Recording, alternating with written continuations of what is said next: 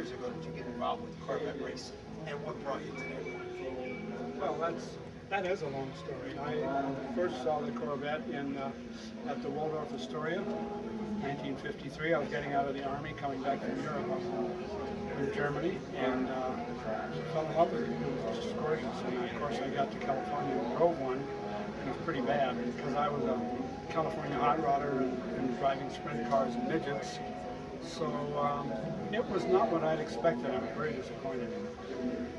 So the first time the car I felt was worthwhile was in 1956 when it had the V8, and I just really loved it. That was a beautiful car. Of course, the first one I got, I took it all apart and see how I could make it better. Of course, what do you do with cars in California? So we modified it pretty heavily and did quite well with it, racing it in the Southern California regional level, just amateur racing.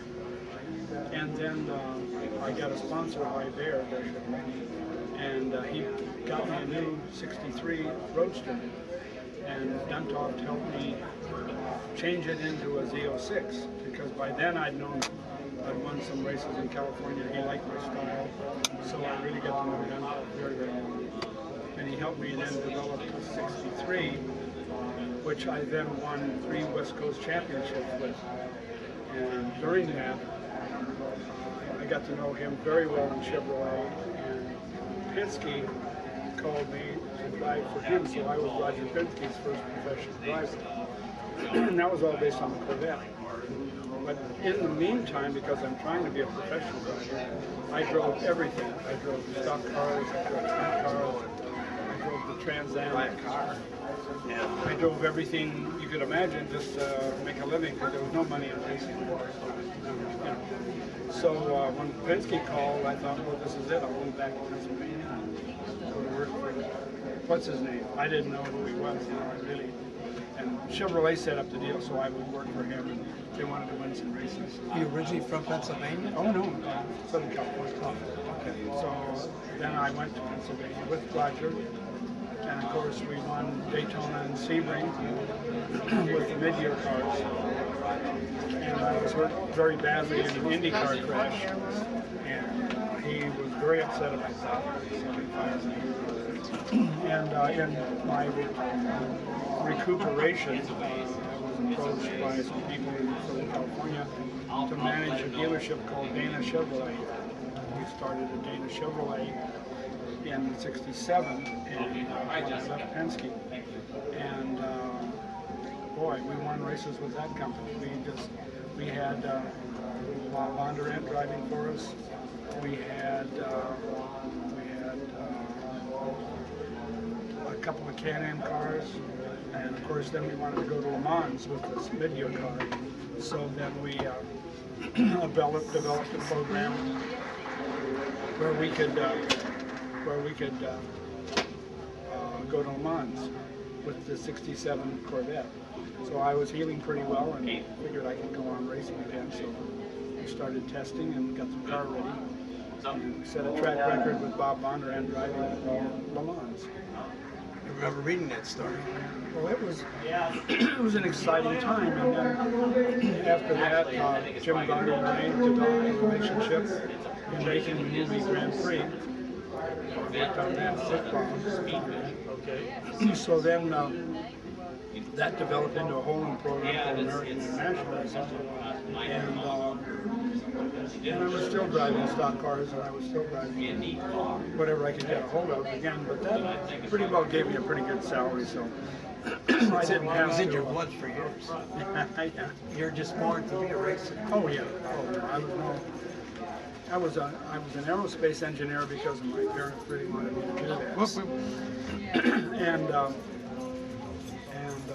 But as soon as it became very, very political, and I wasn't any longer hands-on, I dropped that and went full-time racer. Well, when did you start getting into the suspension?